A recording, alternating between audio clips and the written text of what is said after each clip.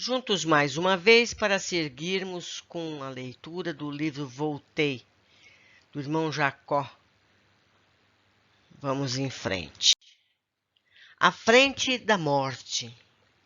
Todos nós que estudamos o Espiritismo, consagrando-lhe as forças do coração, somos comumente assediados pela ideia da morte. Como se opera a desencarnação? Que forças atuam no grande momento? De vez que, quando abordamos a experiência de pessoas respeitáveis e concluímos pela expectativa indagadora. Por minha vez, lera descrições e teses preciosas relativamente ao assunto, inclusive Bozano, André Luiz. Deste último, recolher informações que me sensibilizaram profundamente. Pouco antes de abrigar-me no leito da morte, acreditava-lhe as narrativas acerca da desencarnação de alguns companheiros e, perante os sintomas que me assaltavam, não tive qualquer dúvida. Aproximava-se o fim do corpo. Ele cita o livro Obreiros da Vida Eterna, onde há essa descrição. Vamos à carta seguinte. Preparativos. Não obstante o valor com que passei a encarar a situação, e apesar do velho hábito de convidar os amigos para o meu enterramento em observações chistosas dos dias de bom humor, descansei o organismo extenuado, na posição horizontal, mesmo porque me era totalmente impossível agir de outro modo. O irmão Andrade, espírito benemérito dedicado à medicina, com quem tive a alegria de colaborar há alguns anos, recomendara absoluto repouso e tão insistente se fizera o conselho que fui obrigado a abandonar as últimas atividades doutrinárias. O repouso físico, porém, agravava-me a preocupação mental. O impedimento das mãos impunha-me verdadeira revolução íntima. No silêncio do quarto, os pensamentos como que se evadiam do cérebro, postando-se ao meu lado a argumentarem comigo, alguns em posição simpática, outros em atitude adversa. Velho Jacó, proclamavam no fundo, você agora deixará as ilusões da carne. Viajará de regresso à realidade. Prepare-se. Que possui na bagagem? Não se esqueça de que a justiça tudo vê, tudo ouve, tudo sabe. Por vezes, interpunha recursos. A consciência compelia-me a retroceder aos problemas nos quais funcionara com desacerto. Todavia, buscava atenuantes às próprias faltas. Alegava incertezas e imperativos da vida. Confesso, no entanto, que as incursões dentro de mim mesmo angustiavam meu ser. Se a vigília se tornara menos agradável, o sono fizera-se-me doloroso. Não chegava a penetrar a região dos sonhos. Dispondo-me a dormir, supunha ingressar num mundo inabitual de ser em que a verdade se me patenteava com mais clareza. Via-me noutra paisagem, noutro clima, anteconhecido e desconhecido, qual se estivera perante enorme multidão de pessoas desejosas de se fazerem compreendidas por mim. De outras ocasiões, minha memória recuava no tempo, revia situações alegres e tristes, reconfortadoras e embaraçosas, de há muito extintas.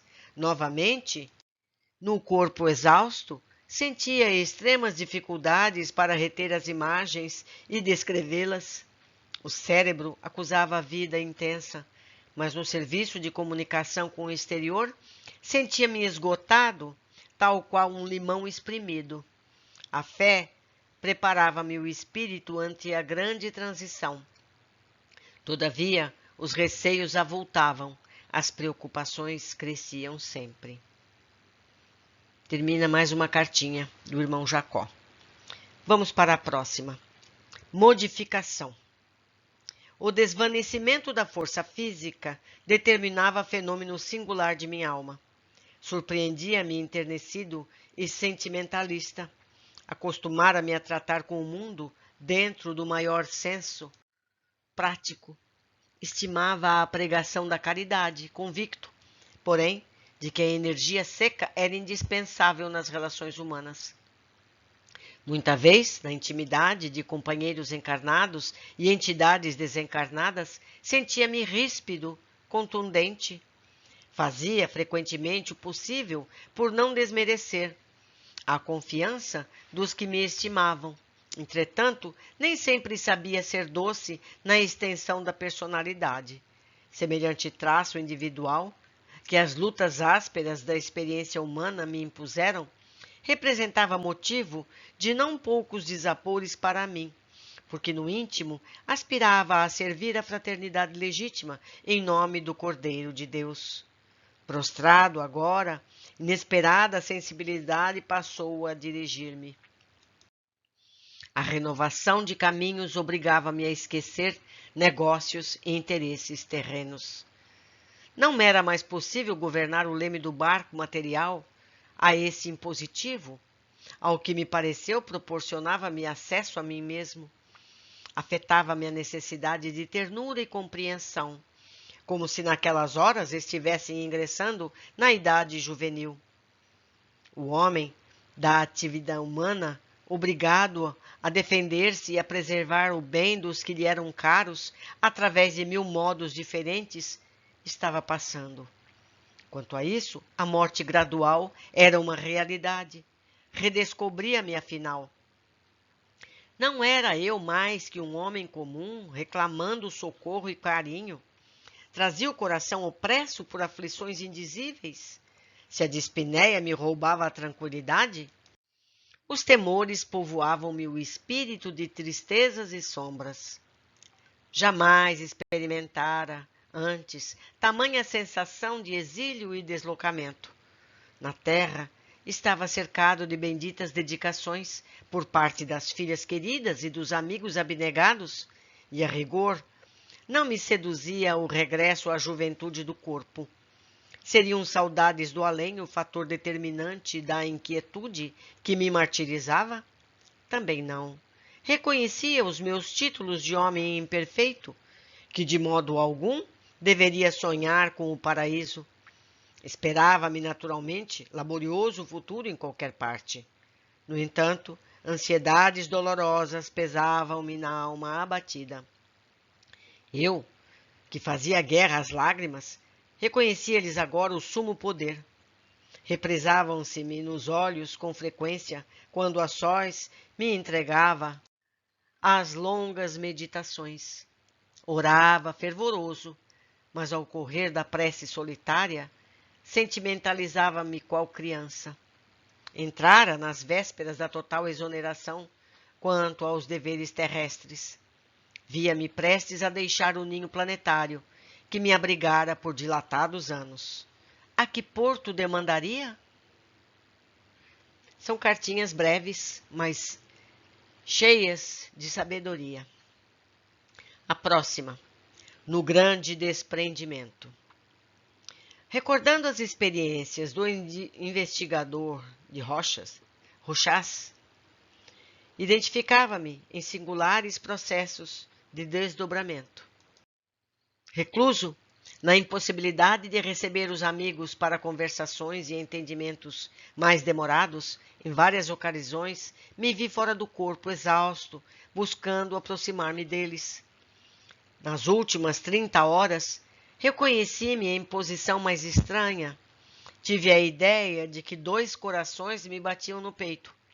Um deles, o de carne, em ritmo descompassado, quase a parar, como um relógio sob indefinível perturbação. E o outro pulsava, mais equilibrado, mais profundo.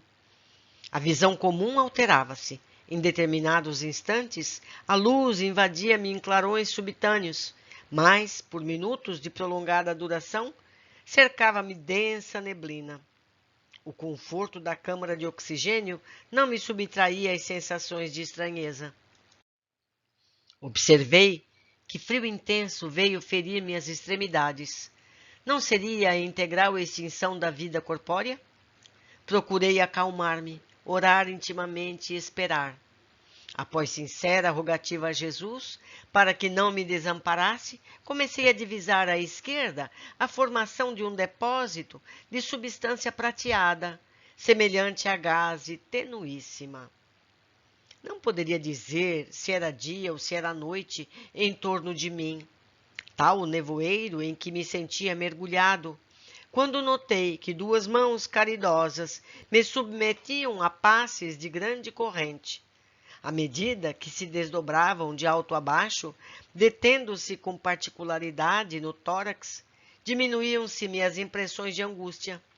Lembrei com força o irmão Andrade, atribuindo-lhe benefício, e implorei-lhe mentalmente se fizesse ouvir, ajudando-me. Qual se estivesse sofrendo melindrosa intervenção cirúrgica sobre máscara pesada, ouvi alguém me confortar. Não se mexa. Silêncio, silêncio. Concluí que o término da resistência orgânica era questão de minutos. Não se estendeu o alívio por muito tempo. Passei a registrar sensações de esmagamento no peito. As mãos do passista espiritual concentravam-se-me agora no cérebro. Demoraram-se quase 2 horas sob os contornos da cabeça. Suave sensação de bem-estar voltou a dominar-me quando experimentei abalo indescritível na parte posterior do crânio. Não era uma pancada. Semelhava-se a um choque elétrico de vastas proporções, no íntimo da substância cerebral. Aquelas mãos, amorosas, por certo, haviam desfeito algum laço forte que me retinha ao corpo de carne. Senti-me no mesmo instante subjugado por energias devastadoras. A que comparar o fenômeno? A imagem mais aproximada é o de uma represa, cujas comportas fossem arrancadas repentinamente. Vi-me diante de tudo o que havia sonhado, arquitetado, realizado na vida. Insignificantes ideias que emitira, tanto quanto meus atos mínimos, desfilaram absolutamente precisos ante os meus olhos fixos, como se me fossem revelados de roldão, por estranho poder, numa câmara ultra-rápida instalada dentro de mim. Transformara-se-me o pensamento num filme cinematográfico misterioso e inopinadamente desenrolado, a desdobrar-se com espantosa elasticidade para o seu criador assombrado, que era eu mesmo. No trabalho comparativo, a que era constrangido pelas circunstâncias, tive a ideia de que, até aquele momento, havia sido o construtor de um lago cujas águas crescentes se constituíam em meus pensamentos, palavras e atos, a cuja tona minha alma conduzia, o seu talante, o barco do desejo. Agora que as águas se transportavam comigo de uma região para outra, via-me no fundo cercado de minhas próprias criações. Não tenho, por enquanto, outro recurso verbal para definir a situação. Recordei o livro de Bozano, em que ele analisa o comportamento dos moribundos, entretanto sou forçado a asseverar que todas as narrações que possuímos nesse sentido comentam palidamente a realidade. Ele se refere ao livro A Crise da Morte. Interessante esse capítulo que acabamos de ler. Ele narra aqui todo o processo de desencarne, inclusive a formação do seu próprio perispírito, quando ele descreve que uma forma leitosa se construía ao lado dele. Coisas que a gente viu relatado nos livros de André Luiz, não é mesmo? Mas vamos à próxima cartinha. Observando-me relegado às próprias obras, por que não confessar? Senti-me sozinho e amedrontei-me. Esforcei-me por gritar, implorando socorro, porém os músculos não mais me obedeceram. Busquei abrigar-me na prece, mas o poder de coordenação escapava-me. Não conseguiria precisar se era um homem a morrer ou um náufrago a debater-se em substância desconhecida sobre extremo nevoeiro. Naquele intraduzível conflito, lembrei mais insistentemente o dever de orar nas circunstâncias mais duras. Rememorei a passagem evangélica em que Jesus acalma a tempestade perante os companheiros espavoridos, rogando ao céu salvação e piedade. Forças de auxílio nos nossos protetores espirituais, irmanadas à minha confiança, sustaram-me as perturbações. Braços vigorosos, não obstante invisíveis para mim, como que me reajustavam no leito. Aflição asfixiante, contudo, oprimia-me o íntimo. Ansiava por libertar-me. Chorava conturbado, jungido ao corpo desfalecente. Quando tênue luz se fez perceptível ao meu olhar, em meio do suor copioso, lobriguei minha filha Marta a estender-me os braços. Estava linda como nunca. Intensa alegria transbordava-lhe o semblante calmo. Avançou carinhosa, enlaçou-me o busto e falou-me terna aos ouvidos. Agora, paizinho, é necessário descansar. Tentei movimentar os braços de modo a retribuir-lhe o gesto de amor, mas não pude erguê-los. Pareciam guardados sob tonelada de chumbo. O pranto de júbilo e reconhecimento, porém, correu-me abundante dos olhos. Quem era Marta naquela hora para mim? Minha filha ou minha mãe? Difícil responder. Sabia apenas que a presença dela representava um mundo diferente. Em nova revelação, entreguei-me confiado aos seus carinhos, experimentando felicidade impossível de descrever. Que belo e importante capítulo tivemos. Essas cartas nos trouxeram detalhada descrição do desencarne de Frederico, não é? Eu espero vocês nos próximos capítulos, que certamente nos trarão mais e mais conhecimento. Um abraço.